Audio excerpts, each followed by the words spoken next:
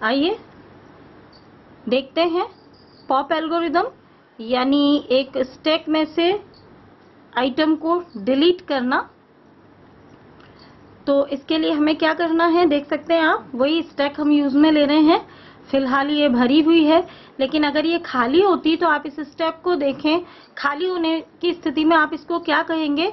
अभी टॉप बराबर 3 है, यदि खाली होगी तो हम क्या कहेंगे, टॉप बराबर -1। देख सकते हैं आप, क्योंकि 1 में भी एक्स एक्स है।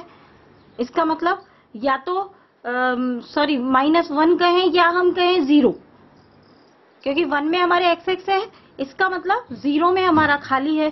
तो या तो हम ये कहें, और यदि यहाँ पे अगर 0 होता तो हम कहते हैं -1। तो वो हमारी स्टैक की संख्या पे डिपेंड करता है, हमने जो भी इसको स्टार्टिंग पोजीशन दी है। तो इसका मतलब यदि हमारा टॉप जो है 0 है तो इसका मतलब हमारी स्टैक खाली है। तो आइए अब हम इसको, खाली है तो हम डिलीट ही नहीं कर सकते, ये स्थिति हमारी है अंडरफ्लो। पूर्व स्थिति ही हमारी ओवरफ्लो, ये स्थिति है हमारी अंडरफ्लो। तो देखते हैं इसके प्रोसीजर को हम लिखते हैं। हमने वही प्रोसीजर 6.2 लिख दिया है। आपका जो भी नंबर आप लिख सकते हैं, 1.1 लिख सकते हैं, 1.2 लिख सकते हैं। पॉप मीन्स एक आइटम को डिलीट करना, और इसके लिए हमें 3 ही वेरिएबल की जरूरत पड़ी ऊपर के स्टैक में से।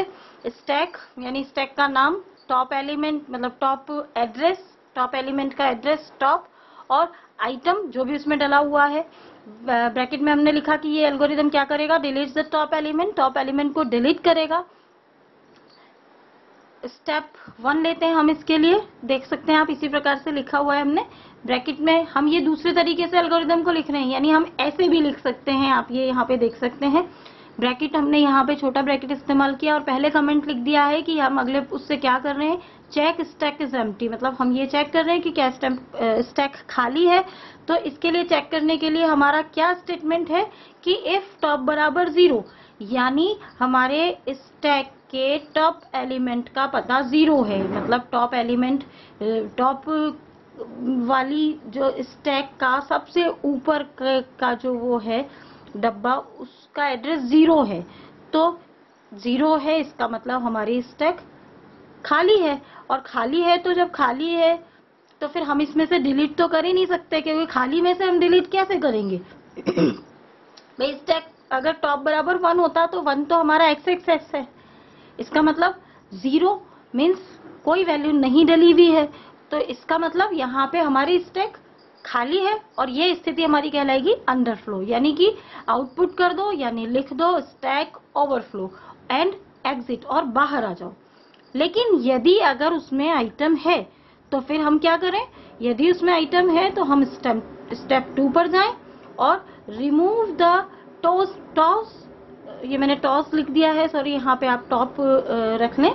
रिमूव द टॉप इंफॉर्मेशन, यानी आप वही टॉप में जो अभी आपके आइटम 3 में जो इंफॉर्मेशन है, एक तरह से यूँ मान लें, वो टॉप में होगी, यानी XXX1 में होगी।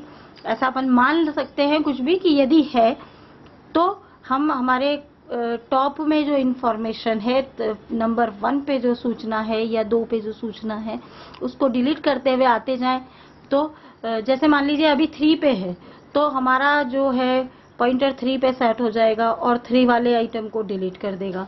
तो 3 पे सेट करने के लिए हम क्या कर रहे हैं, नेक्स्ट इसमें देखिए आप, आइटम बराबर स्टैक टॉप, यानी स्टैक के 3 में हमारा आइटम सेट हो जाए, सेट है मतलब हमारा पॉइंटर वहां पहुंच जाए, और टॉप बराबर टॉप -1 हो जाए, यानी हमारा एड्रेस अभी 3 था, अब की बार हमारा एड्रेस 2 हो जाए। तो इस प्रकार से जब ये टॉप एलिमेंट 1 है तो उस स्थिति में हमारा पॉइंटर 1 पे सेट हो जाए, और 1 -1 हो जाए तो वो हमारा 0 हो जाएगा, और हमारा आइटम जो है डिलीट हो जाएगा।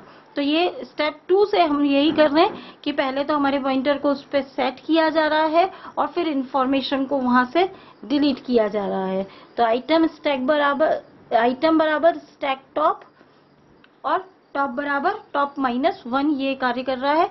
नेक्स्ट स्टेप 3 में हम, जब ये डिलीट हो गया है तो return the former information of the stack, यानी अब हमारी स्टैक खाली है और खाली वैल्यू है अब हमारे पास। तो ये जो खाली वैल्यू है वो हमारी इसको स्टैक को रिटर्न हो जाए और हमारा जो है एल्गोरिदम या हमारा प्रोग्राम समाप्त हो जाए। और यदि स्टैक में इस प्रकार से 10 आइटम हैं और खाली करने हैं तो ये प्रोसीजर बार बार 10 टाइम्स चलता रहेगा और जब खाली हो जाएगी तो हमें मैसेज दे देगा कि अंडरफ्लो है।